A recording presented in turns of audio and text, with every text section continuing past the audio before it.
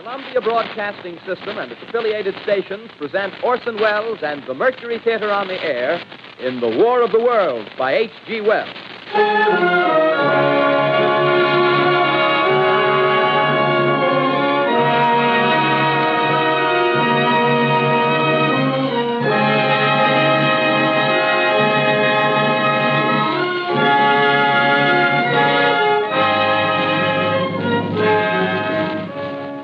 Ladies and gentlemen, the director of the Mercury Theater and star of these broadcasts, Orson Welles. We know now that in the early years of the 20th century, this world was being watched closely by intelligences greater than man's, and yet as mortal as his own. We know now that as human beings busied themselves about their various concerns, they were scrutinized and studied, perhaps almost as narrowly as a man with a microscope might scrutinize the transient creatures that swarm and multiply in a drop of water. With infinite complacence, people went to and fro over the earth about their little affairs, serene in the assurance of their dominion over this small, spinning fragment of solar driftwood, which by chance or design, man has inherited out of the dark mystery of time and space. Yet across an immense ethereal gulf, minds that are to our minds as ours are to the beasts in the jungle, intellects, vast, cool, and unsympathetic, regarded this earth with envious eyes and slowly and surely drew their plans against us. In the 39th year of the 20th century came the Great Disillusionment. It was near the end of October. Business was better. The war scare was over. More men were back at work. Sales were picking up.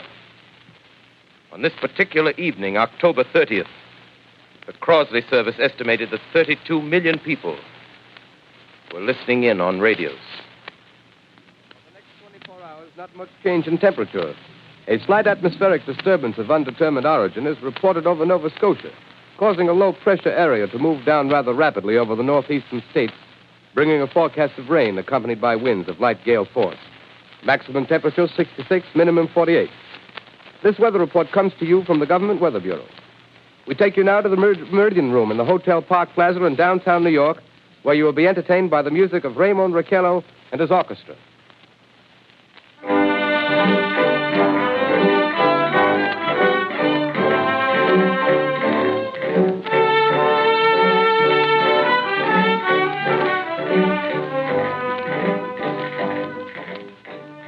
Good evening, ladies and gentlemen. From the Meridian Room in the Park Plaza Hotel in New York City, we bring you the music of Raymond Raquello and his orchestra.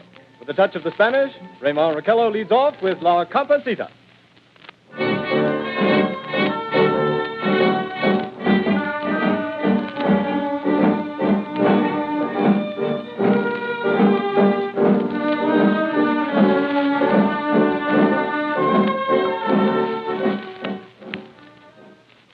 Ladies and gentlemen, we interrupt our program of dance music to bring you a special bulletin from the Intercontinental Radio News. At 20 minutes before 8 Central Time, Professor Farrell of the Mount Jennings Observatory, Chicago, Illinois, reports observing several explosions of incandescent gas occurring at regular intervals on the planet Mars. The spectroscope indicates the gas to be hydrogen and moving toward the Earth with enormous velocity. Professor Pearson of the observatory at Princeton confirms Farrell's observation and describes the phenomenon as, quote, like a jet of blue flame shot from a gun, unquote. We now return you to the music of Raymond Raquello, playing for you in the Meridian Room of the Park Plaza Hotel, situated in downtown New York.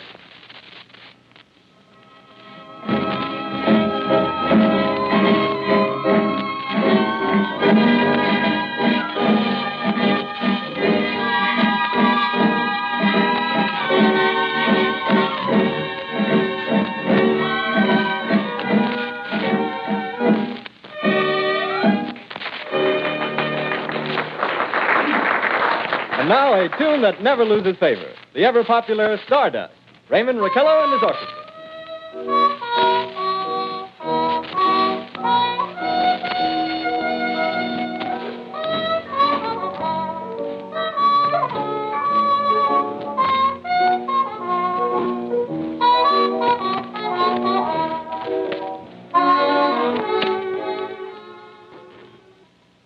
Ladies and gentlemen, following on the news given in our bulletin a moment ago, the Government Meteorological Bureau has requested the large observatories of the country to keep an astronomical watch on any further disturbances occurring on the planet Mars.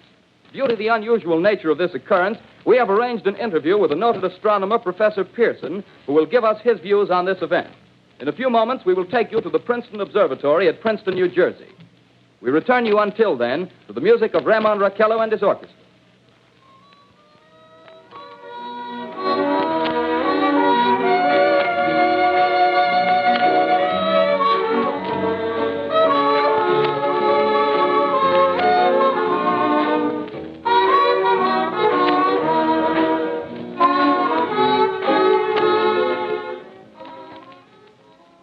We are ready now to take you to the Princeton Observatory at Princeton, where Carl Phillips, our commentator, will interview Professor Richard Pearson, famous astronomer.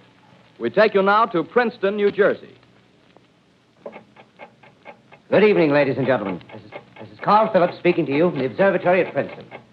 I'm standing in a large semicircular room, pitch black except for an oblong split in the ceiling. Through this opening, I can see a sprinkling of stars that cast a kind of frosty glow over the intricate mechanism of the huge telescope. The ticking sound you hear is the vibration of the clockwork. Professor Pearson stands directly above me on a small platform, peering through the giant lens. I'll ask you to be patient, ladies and gentlemen, during any delay that may arise during our interview. Besides the ceaseless watch of the heavens, Professor Pearson may be interrupted by telephone or other communications. During this period, he is in constant touch with the astronomical centers of the world. Professor, may I begin our questions? Any time, Mr. Phillips. Professor, would you please tell our radio audience exactly what you see as you observe the planet Mars through your telescope? Nothing unusual at the moment, Mr. Phillips. A red disk swimming in a blue sea. Transverse stripes across the disk. Quite distinct now because Mars happens to be at the point nearest the Earth, in opposition, as we call it. In your opinion, what do these transverse stripes signify, Professor Pearson? Not canals, I can assure you, Mr. Phillips. They... Although that's the popular conjecture of those who imagine Mars to be inhabited. From a scientific viewpoint, the stripes are merely the result of atmospheric conditions peculiar to the planet. Then you're quite convinced, as a scientist, that living intelligence as we know it does not exist on Mars? I should say the chances against it are 1,000 to 1. And yet, how do you account for these gas eruptions occurring on the surface of the planet at regular intervals? Phillips, I cannot account for it. By the way, Professor, for the benefit of our listeners, how far is Mars from the Earth? Approximately 40 million miles. Well, that seems a safe enough distance. Just a moment, ladies and gentlemen. Someone has just handed Professor Pearson a message. While he reads it, let me remind you that we are speaking to you from the observatory in Princeton, New Jersey, where we are interviewing the world-famous astronomer, Professor Pearson. One moment, please. Professor Pearson has passed me a message which he has just received. Professor, may I read the message to the listening audience? Certainly, Mr. Phillips. Ladies and gentlemen, I shall read you a wire addressed to Professor Pearson from Dr. Gray of the Natural History Museum, New York. Quote, 9:15 p.m. Eastern Standard Time. Seismograph registered shock of almost earthquake intensity occurring within a radius of 20 miles of Princeton. Please investigate. Signed, Lloyd Gray, Chief of Astronomical Division. Unquote. Professor Pearson, could this occurrence possibly have something to do with the disturbances observed on the planet Mars? Hardly, Mr. Phillips. This is probably a meteorite of unusual size, and its arrival at this particular time is merely a coincidence. However, we shall conduct a search as soon as daylight permits. Thank you, Professor. Ladies and gentlemen, for the past 10 minutes, we've been speaking to you from the observatory at Princeton, bringing you a special interview with Professor Pearson, noted astronomer. This is Carl Phillips speaking. We are returning you now to our New York studio.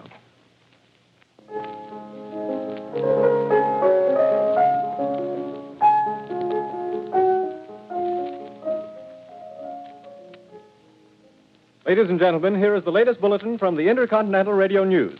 Toronto, Canada. Professor Morse of Macmillan University reports observing a total of 3 explosions on the planet Mars between the hours of 7:45 p.m. and 9:20 p.m. Eastern Standard Time. This confirms earlier reports received from American observatories. Now, nearer home, comes a special bulletin from Trenton, New Jersey.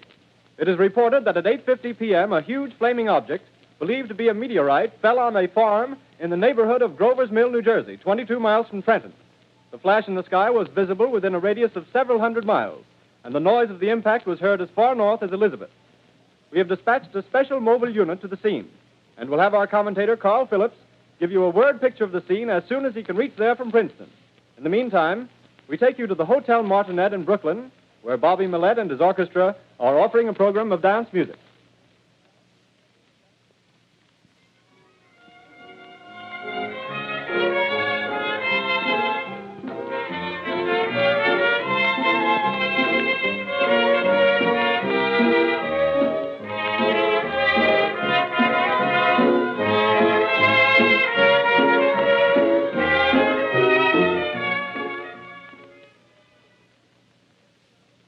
We take you now to Grover's Mill, New Jersey.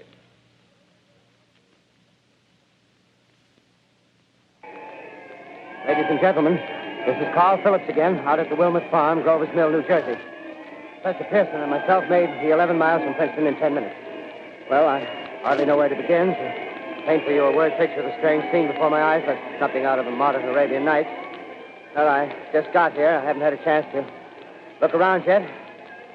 I guess that's it. Yes, I guess that's the thing directly in front of me.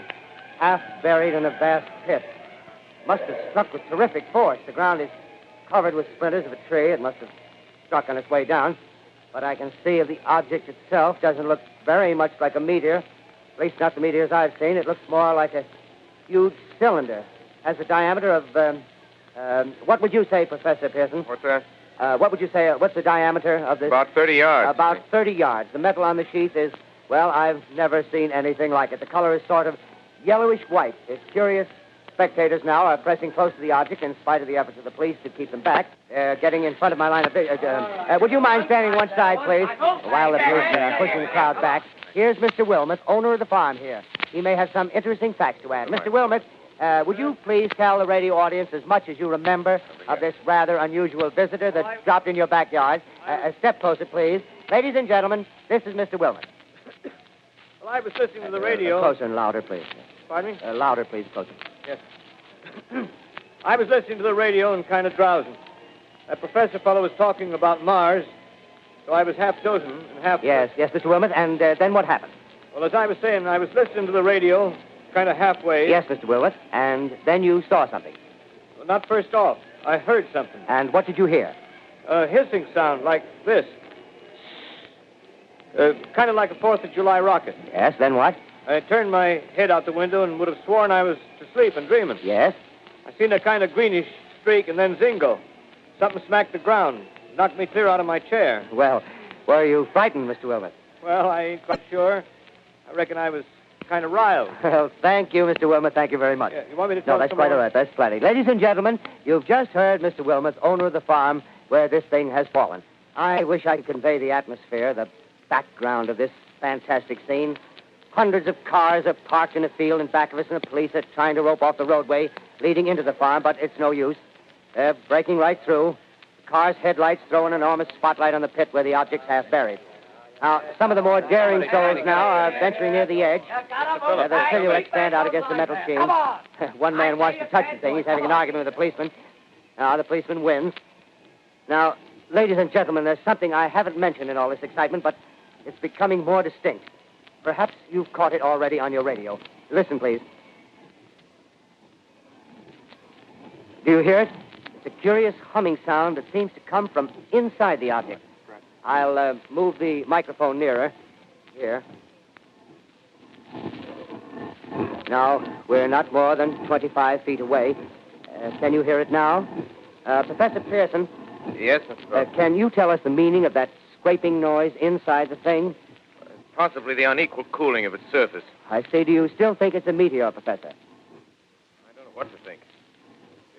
The metal casing is definitely extraterrestrial. Not found on this Earth. Friction with the Earth's atmosphere usually tears holes in a meteorite. This thing is smooth, and you can see its cylindrical Just a minute. shape. Something's happening. Ladies and gentlemen, this is terrific. This end of the thing is beginning to flake off. The top is beginning to rotate like a screw, and the thing must be hollow. He's moving. Keep back there. Keep back there. Keep those men back. Keep back there. Keep those idiots back. Keep off. The top's loose. Look out there. Stand back. Ladies and gentlemen, this is the most terrifying thing I've ever witnessed. Wait a minute. Someone's calling someone or something. I can see turning out of that black hole two luminous discs. The eyes, it might be a face, might be almost... Good heavens, something wriggling out of the shadow like a gray snake. Now it's another one, and another one, and another one. They look like tentacles to me. Oh, yeah, I can see the thing's body now. It's large as a bear. It glistens like wet leather, but that face, ladies and gentlemen, it's indescribable. I can hardly force myself to keep looking at it. It's so awful. The eyes are black, and they gleam like a serpent. The mouth is kind of V-shaped with saliva dripping from its rimless lips. It seemed to quiver and pulsate, and the monster, or whatever it is, can hardly move. It seems weighed down by possibly gravity or something. The thing's rising up now, and the crowd falls back. They've seen plenty. The most extraordinary experience, ladies and gentlemen. I can't find words. Well, I'll pull this microphone with me as I talk. I'll have to stop the description until I can take a new position. Hold on, will you, please? I'll be right back in a minute.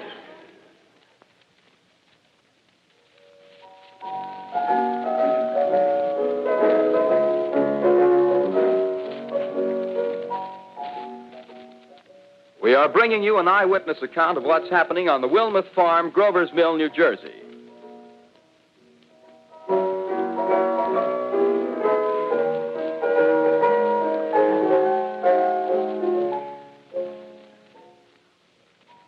We now return you to Carl Phillips at Grover's Mill.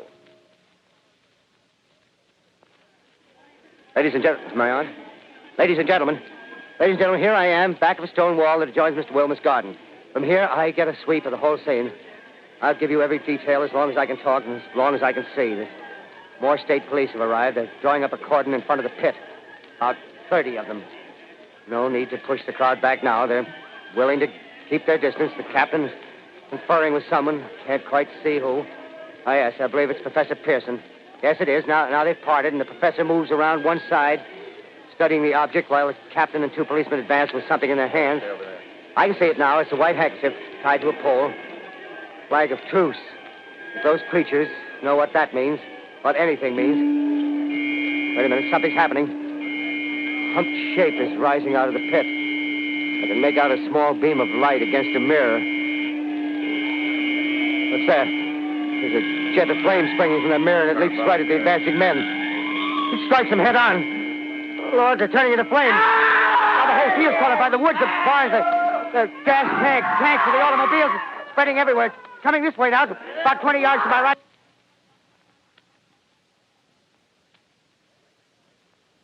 Ladies and gentlemen, due to circumstances beyond our control, we are unable to continue the broadcast from Grover's Mill. Evidently, there's some difficulty with our field transmission. However, we will return to that point at the earliest opportunity. In the meantime, we have a late bulletin from San Diego, California. Professor Indelkoffer, speaking at a dinner of the California Astronomical Society, expressed the opinion that the explosions on Mars are undoubtedly nothing more than severe volcanic disturbances on the surface of the planet. We continue now with our piano interlude.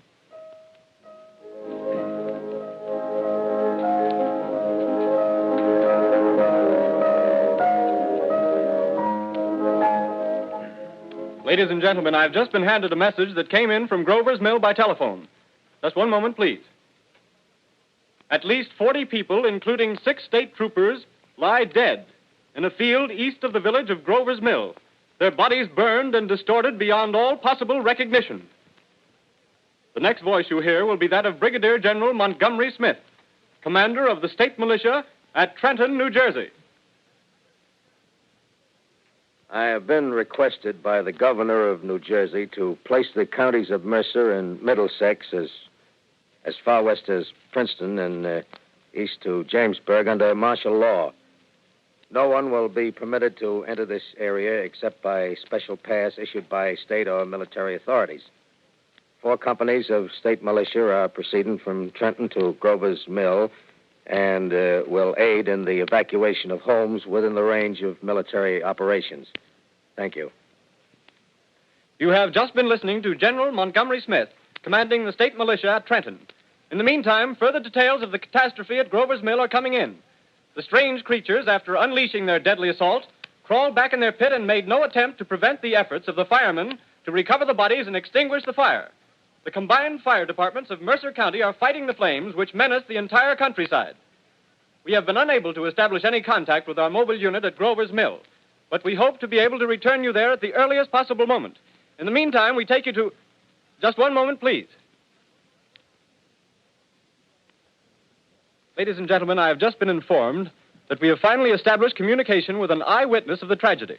Professor Pearson has been located at a farmhouse near Grover's Mill, where he has established an emergency observation post.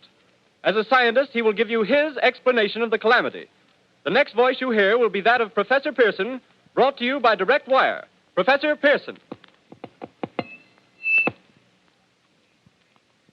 Of the creatures in the rocket cylinder at Grover's Mill, I can give you no authoritative information, either as to their nature, their origin, or their purposes here on Earth.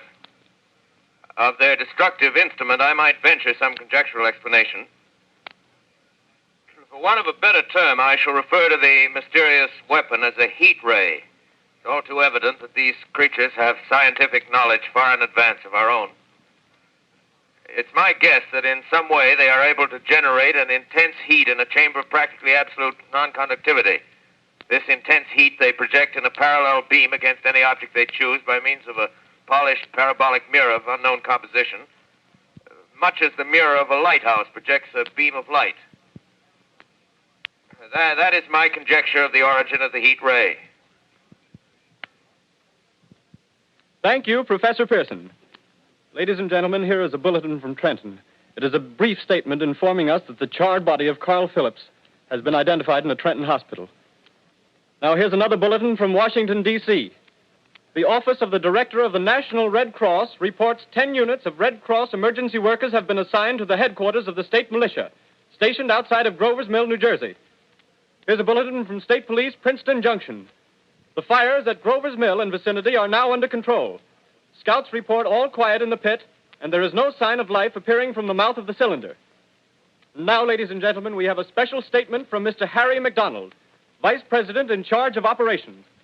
We have received a request from the State Militia of Trenton to place at their disposal our entire broadcasting facilities. In view of the gravity of the situation, and believing that radio has a responsibility to serve in the public interest at all times, we are turning over our facilities to the State Militia at Trenton. We take you now to the field headquarters of the state militia near Grover's Mill, New Jersey. This is Captain Lansing of the Signal Corps, attached to the state militia, now engaged in military operations in the vicinity of Grover's Mill.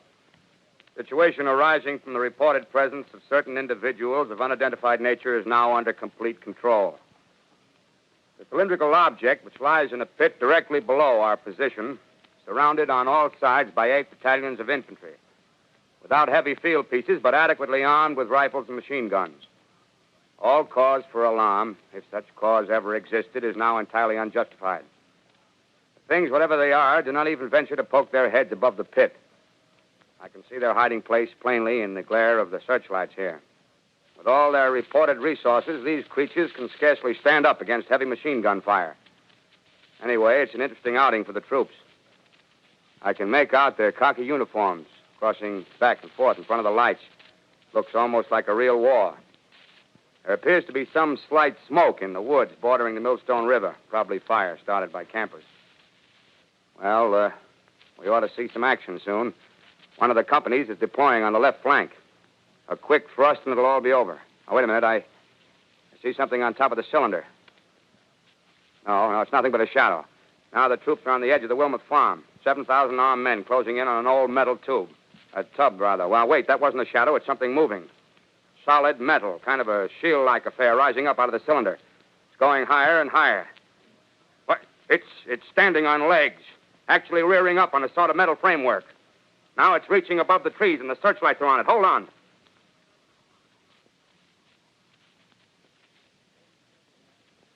Ladies and gentlemen, I have a grave announcement to make.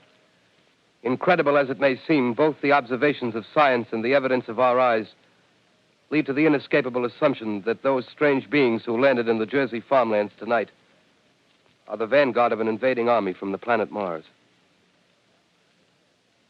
The battle which took place tonight at Grover Mills has ended in one of the most startling defeats ever suffered by an army in modern times. 7,000 men armed with rifles and machine guns pitted against a single fighting machine of the invaders from Mars. 120 known survivors. The rest strewn over the battle area from Grover's Mill to Plainsboro, crushed and trampled to death under the metal feet of the monster, or burned to cinders by its heat ray. The monster is now in control of the middle section of New Jersey and has effectively cut the state through its center. Communication lines are down from Pennsylvania to the Atlantic Ocean. Railroad tracks are torn and service from New York to Philadelphia discontinued, except routing some of the trains through Allerton and Phoenixville. Highways to the north, south, and west are clogged with frantic human traffic. Police and Army reserves are unable to control the mad flight. By morning, the fugitives will have swelled Philadelphia, Camden, and Trenton. It is estimated to twice their normal population. Martial law prevails throughout New Jersey and eastern Pennsylvania. At this time, we take you to Washington for a special broadcast on the national emergency. The Secretary of the Interior. Citizens of the nation, I shall not try to conceal the gravity of the situation that confronts the country, nor the concern of your government in protecting the lives and property of its people. However, I wish to impress upon you, private citizens and public officials, all of you, the urgent need of calm and resourceful action. Fortunately, this formidable enemy is still confined to a comparatively small area, and we may place our faith in the military forces to keep them there. In the meantime, placing our faith in God, we must continue the performance of our duties, each and every one of us, so that we may confront this destructive adversary with a nation united, courageous, and consecrated to the preservation of human supremacy on this earth. I thank you. You have just heard the Secretary of the Interior speaking from Washington. Bulletins too numerous to read are piling up in the studio here. We're informed that the central portion of New Jersey is blacked out from radio communication due to the effect of the heat ray upon power lines and electrical equipment. Here's a special bulletin in New York. Cables have been received from English, French, and German scientific bodies offering assistance. Astronomers report continued gas outbursts at regular intervals on the planet Mars. The majority voiced the opinion that the enemy will be reinforced by additional rocket machines. There have been several attempts made to locate Professor Pearson of Princeton, who has observed Martians at close range. It is feared he was lost in the recent battle. Langham Field, Virginia. Scouting planes report 3 Martian machines visible above treetops, moving north toward Somerville with population fleeing ahead of them. The heat ray is not in use, although advancing at express train speed, invaders pick their way carefully. They seem to be making a conscious effort to avoid destruction of cities and countryside. However, they stop to uproot power lines, bridges, and railroad tracks. Their apparent objective is to crush resistance, paralyze communication, and disorganize human society. Here is a bulletin from Basking Ridge, New Jersey. Coon hunters have stumbled on a second cylinder similar to the first, embedded in the great swamp 20 miles south of Morristown. Army field pieces are proceeding before the cylinder can be opened and the fighting machine rigged. They are taking up a position in the foothills of Watchung Mountains. Another bulletin from Langham Field, Virginia. Scouting planes report enemy machines now 3 in number, increasing speed northward, kicking over houses and trees in their evident haste to form a conjunction with their allies south of Morristown. Machines also sighted by telephone operator east of Middlesex within 10 miles of Plainfield. Here's a bulletin from Winston Field, Long Island. A fleet of Army bombers carrying heavy explosive flying north in pursuit of enemy. Scouting planes act as guides. They keep the speeding enemy in sight. Just a moment, please, ladies and gentlemen. We've run special wires to the artillery line in adjacent villages to give you direct reports in the zone of the advancing enemy. First, we take you to the battery of the 22nd Field Artillery, located in the Watchung Mountains. Range 32 meters. 32 meters. Projection 39 degrees. 39 degrees. Fire. 140 yards to the right, sir. Shift range 31 meters. 31 meters. Projection 37 degrees. 37 degrees. Fire.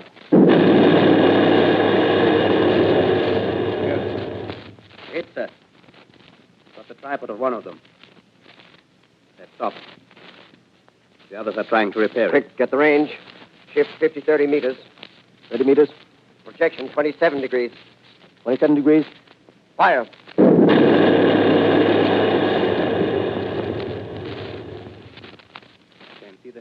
sir. Letting off a smoke. What is it? Black smoke, sir. Moving this way. Lying close to the ground. Moving fast. Put on gas masks. Get ready to fire. Shift to 24 meters. 24 meters. Projection 24 degrees. 24 degrees. Fire.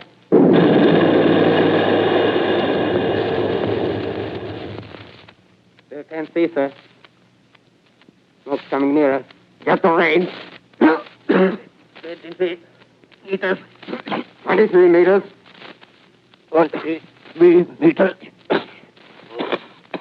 Projection 22 degrees. 22 degrees.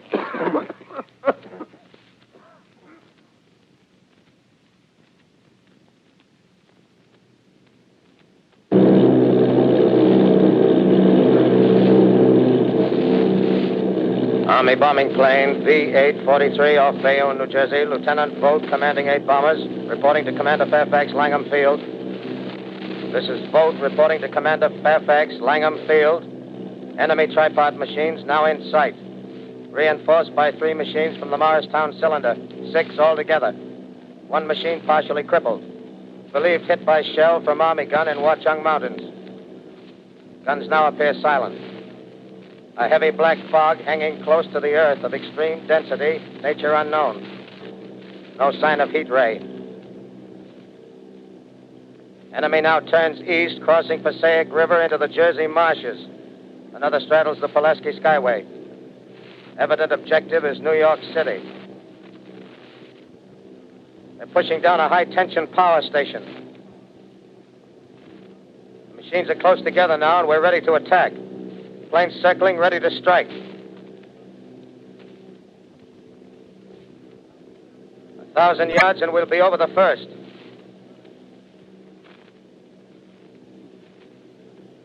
$800 yards.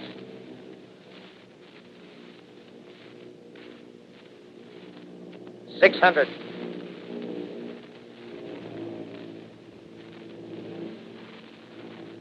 $400. $200. There they go. The giant arm raised. Green flash. They're spraying us with flame. 2,000 feet. Engines are giving out. No chance to release bombs. Only one thing left. Drop on them, plane and all. We're diving on the first one. Now the engine's gone. 8.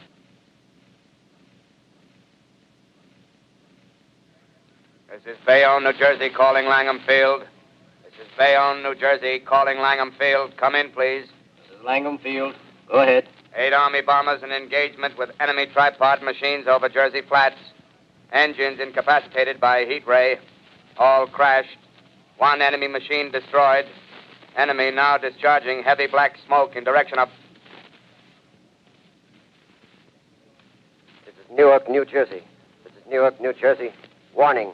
Poisonous black smoke pouring in from Jersey marshes. Reach at South Street. Gas masks useless. Urge population to move into open spaces. Automobiles use routes 7, 23, 24. Avoid congested areas. Smoke now spreading over Raymond Boulevard.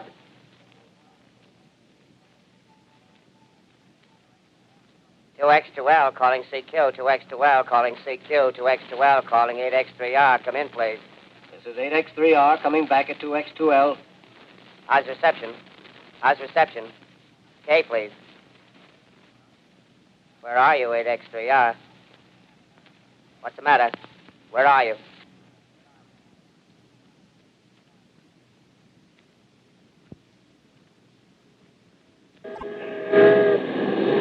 I'm speaking from the roof of Broadcasting Building. I'm speaking from the roof of Broadcasting Building, New York City. The bells you hear are ringing to warn the people to evacuate the city as Martians approach. Estimated in the last 2 hours, 3 million people have moved out along the roads to the north. Hutchison River Parkway is still kept open for motor traffic. The void bridges to Long Island hopelessly jammed. All communication with Jersey Shore closed 10 minutes ago. No more defenses.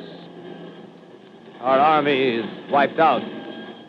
Artillery, Air Force, everything wiped out. This may be the last broadcast. We'll stay here to the end. People are holding service here below us in the cathedral. Now I look down the harbor, all manner of boats, overloaded with fleeing population pulling out from docks. Streets are all jammed. Noise in crowds like New Year's Eve in city. Wait a minute. The enemy is now in sight above the Palisades. Five great machines. First one is crossing the river. I can see it from here, wading the Hudson like a man wading through a brook. A bulletin is handed me. Martian cylinders are falling all over the country. One outside of Buffalo, one in Chicago, St. Louis. Seem to be timed and spaced. Now the first machine reaches the shore. He stands watching, looking over the city. The steel cowlish head is even with the skyscrapers. He waits for the others.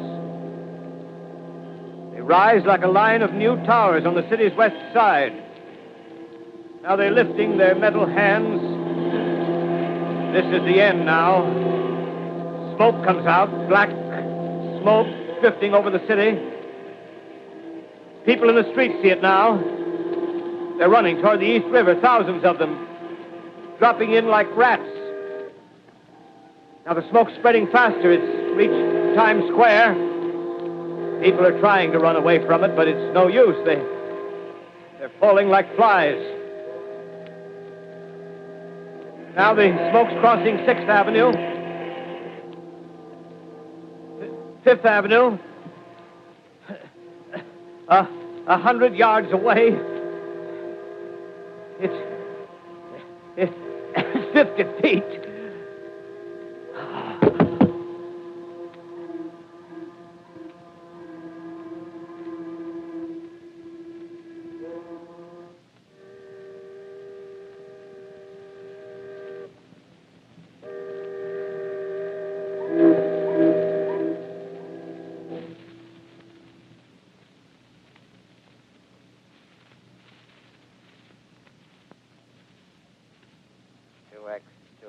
Calling CQ. 2X2L calling CQ. 2X2L calling CQ, New York.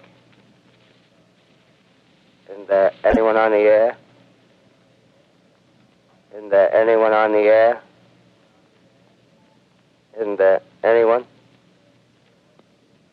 2X2L.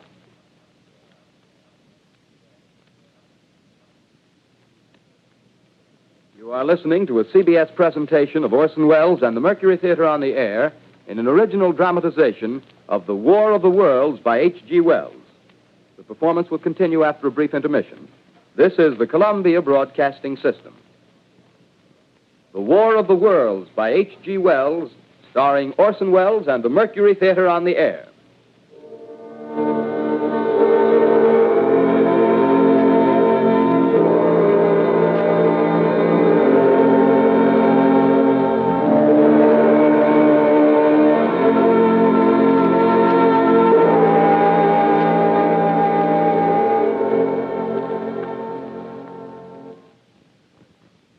I set down these notes on paper. I'm obsessed by the thought that I may be the last living man on Earth. I've been hiding in this empty house near Grover's Mill, a small island of daylight cut off by the black smoke from the rest of the world. All that happened before the arrival of these monstrous creatures in the world now seems part of another life. A life that has no continuity with the present.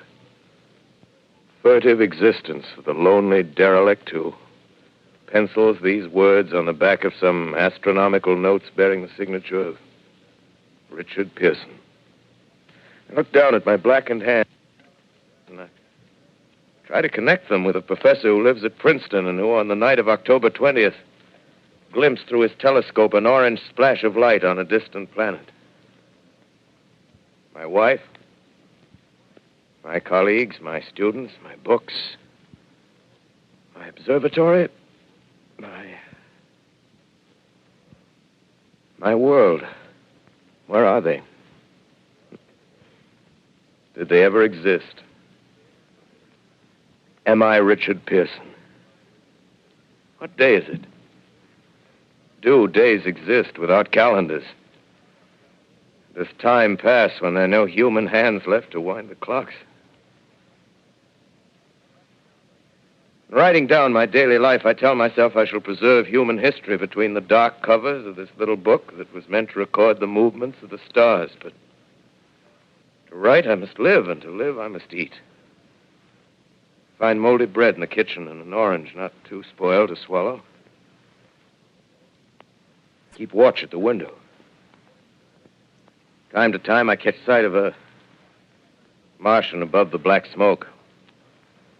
The smoke still holds the house in its black coil, but at length there's a hissing sound, and suddenly I see a Martian mounted on his machine, spraying the air with a jet of steam as if to dissipate the smoke. I watch in a corner as his huge metal legs nearly brush against the house.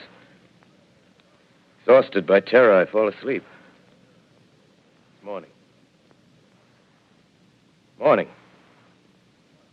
Sun streams in the window. The black cloud of gas is lifted, and the scorched meadows to the north look as though a black snowstorm had passed over them. I venture from the house. I make my way to a road, no traffic. Here and there, a wrecked car, baggage overturned, a blackened skeleton. Push on north.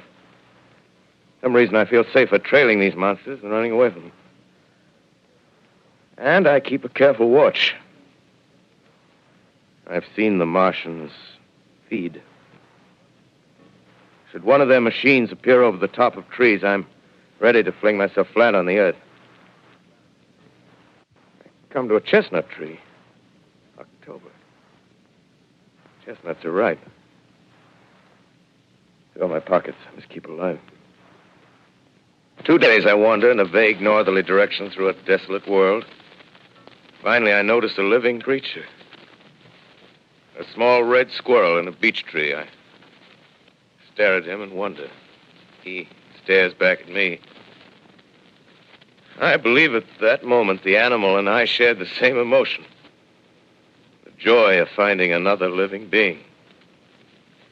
Push on north. I find dead cows in a brackish field, and beyond the charred ruins of a dairy and a silo remain standing guard over the wasteland like a lighthouse, deserted by the sea.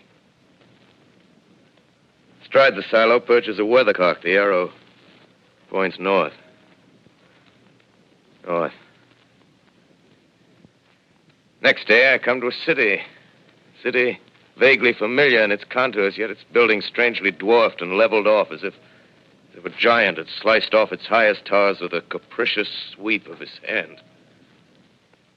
Reached the outskirts. I found Newark. Newark, undemolished but humbled by some whim of the advancing Martians. Presently, with an odd feeling of being watched, I caught sight of something crouching in a doorway. I made a step towards it, and it rose up and became a man. A man armed with a large knife. Stop! Where do you come from? I come from many places. A long time ago, from Princeton. Princeton, huh? That's near Grover's Mill. Yes. Grover's Mill. There's no food here. This is my country. All this end of town down the river. There's only food for one. Which way are you going? I don't know. I guess I'm looking for people. Hey, what was that? you hear something just then? No. Only a bird. A live bird. Yeah. You get to know that birds have shadows these days. Say, we're in the open here. Let's crawl in this doorway here and talk. Have you seen any Martians? No. They're going over to New York. Tonight, the sky's alive with their lights, just as if people were still living in it. By daylight, you can't see them. 5 days ago, a couple of them carried something big across the flats from the airport. I think they're learning how to fly. Fly? Yeah, fly. Then it's all over with humanity. Stranger, there's still you and I. 2 of us left. Yeah. They got themselves in solid. They wrecked the greatest country in the world. Those green stars, they're probably falling somewhere every night. They've only lost 1 machine. There isn't anything to do. We're done. We're licked. Where were you? You're in a uniform. Yeah, what's left of it. I was in the militia. National Guard. That's good. There wasn't any war. Any more than there's war between men and ants. Yes, but we're eatable ants. I found that out. What'll they do to us? I thought it all out. Right now, we're caught as we're wanted. A Martian only has to go a few miles to get a crowd on the run. But they won't keep on doing that. They'll begin catching us systematic, like keeping the best and storing us in cages and things. They haven't begun on us yet. Not begun? Not begun. All that's happened so far is because we don't have sense enough to keep quiet. Bothering them with guns and such stuff and losing our heads and rushing off in crowds. No, instead of our rushing around blind, we got to fix ourselves up according to the way things are now. Cities, nations, civilization, progress. Yes, but if that's so, what is there to live for? Well, there won't be any more concerts for 1,000,000 years or so, and no nice little dinners at restaurants. If it's amusement you're after, I guess the game's up. What is there left? Life, that's what. I want to live. Yeah, and so do you. We're not going to be exterminated. And I don't mean to be caught either. Tamed and fattened and bred like an ox. What are you going to do? I'm going on. Right under their feet. I got a plan.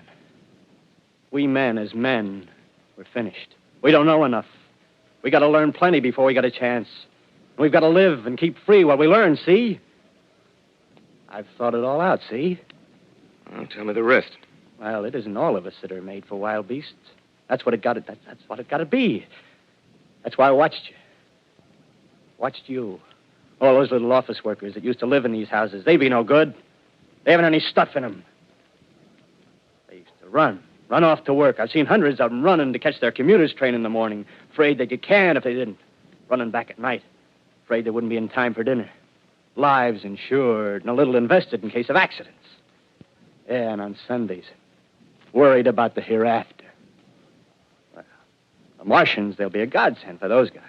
Nice, roomy cages, good food, careful breeding, no worries. Yeah, after a week or so of chasing around the fields on empty stomachs, they'll come and be glad to be caught. You've thought it all out, haven't you? Sure, you bet I have. That isn't all. These Martians are going to make pets of some of them. Train them to do tricks. Who knows, get sentimental over the pet boy who grew up and had to be killed. Yeah, and some maybe, they'll train to hunt us. Oh, no, it's impossible. Human Yes, beings. they will. There's men who do it gladly. If one of them ever comes after me, by... In the meantime, you and I and others like us, where are we to live when the Martians own the Earth? I got it all figured out. We'll live underground. I've been thinking about the sewers. Under New York, there are miles and miles of them. The main ones, they're big enough for anybody. Then there's cellars, vaults, underground storerooms, railway tunnels, subways. You begin to see, huh? We'll get a bunch of strong men together. No weaklings. That rubbish, out. As you meant me to go. All right. Give you a chance, didn't I? Won't quarrel about that. Go on. Well, we got to make safe places for us to stay in, see? Get all the books we can. Science books. That's where men like you come in, see? We raid the museums, We'll even spy on the Martians. May not be so much we have to learn before... Listen. Just imagine this. 4 or 5 of their own fighting machines suddenly start off. Heat rays right and left. Not a Martian in them. Not a Martian in them, see? But men. Men who've learned the way how. May even be in our time. Gee. Imagine having one of them lovely things with its heat ray wide and free. We'd turn it on Martians. We'd turn it on men. We'd bring everybody down on their knees. That's your plan. Yeah. You, me, a few more of us. We'd own the world. I see. Hey. Hey, what's the matter? Where are you going? Not to your world. Bye, stranger. Well, after parting with the artilleryman, I came at last to the Holland Tunnel, entered that silent tube, anxious to know the fate of the great city on the other side of the Hudson. Cautiously, I came out of the tunnel and made my way up Canal Street. Reached 14th Street, and there again were black powder and several bodies and an evil, ominous smell from the gratings of the cellars of some of the houses. I wandered up through the 30s and 40s, stood alone on Times Square, caught sight of a lean dog running down 7th Avenue with a piece of dark brown meat in his jaws and a pack of starving mongrels at his heels. Made a wide circle around me as though he feared I might prove a fresh competitor. Walked up Broadway in the direction of that strange powder, past silent shop windows, displaying their mute wares to empty sidewalks. Past the Capitol Theater, silent, dark. Past a shooting gallery where a row of empty guns faced an arrested line of wooden ducks. Near Columbus Circle, I noticed models of 1939 motor cars in the showrooms facing empty streets. Over the top of the General Motors building, I watched a flock of black birds circling in the sky. Hurried on. Suddenly, I caught sight of the hood of a Martian machine, standing somewhere in Central Park, gleaming in the late afternoon sun. An insane idea. I rushed recklessly across Columbus Circle and into the park. I climbed a small hill above the pond at 60th Street, and from there I could see standing in a silent row along the mall 19 of those great metal titans, their cowls empty, their steel arms hanging listlessly by their sides. I looked in vain for the monsters that inhabit those machines. Suddenly, my eyes were attracted to the immense flock of black birds that hovered directly below me. They circled to the ground. And there before my eyes, stark and silent, lay the Martians with the hungry birds pecking and tearing brown shreds of flesh from their dead bodies. Later, when their bodies were examined in laboratories, it was found that they were killed by the putrefactive and disease bacteria against which their systems were unprepared. Slain, after all, man's defenses had failed by the humblest thing that God, His wisdom, has put upon this earth. Before the cylinder fell, there was a general persuasion that through all the deep of space, no life existed beyond the petty surface of our minute sphere. Now we see further.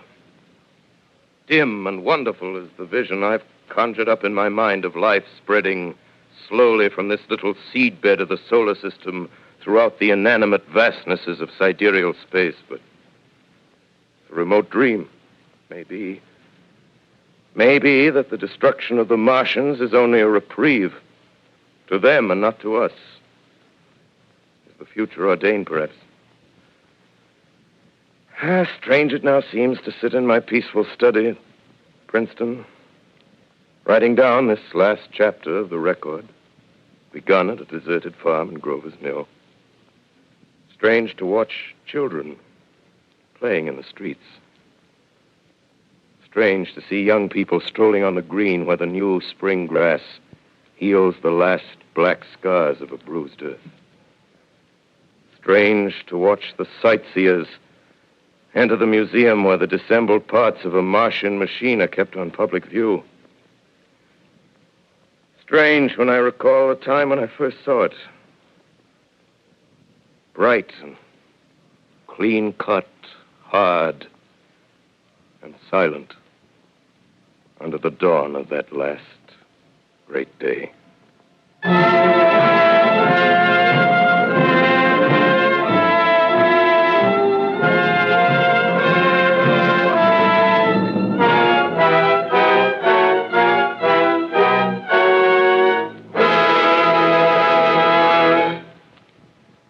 This is Orson Welles, ladies and gentlemen, out of character, to assure you that the War of the Worlds has no further significance than as the holiday offering it was intended to be. The Mercury Theater's own radio version of dressing up in a sheet and jumping out of a bush and saying boo. Starting now, we couldn't soap all your windows and steal all your garden gates by tomorrow night, so we did the best next thing. We annihilated the world before your very ears and utterly destroyed the CBS. You will be relieved, I hope, to learn that we didn't mean it and that both institutions are still open for business. So goodbye, everybody, and remember, please, for the next day or so, the terrible lesson you learned tonight. That grinning, glowing, globular invader of your living room is an inhabitant of the pumpkin patch, and if your doorbell rings and nobody's there, that was no Martian. It's Halloween.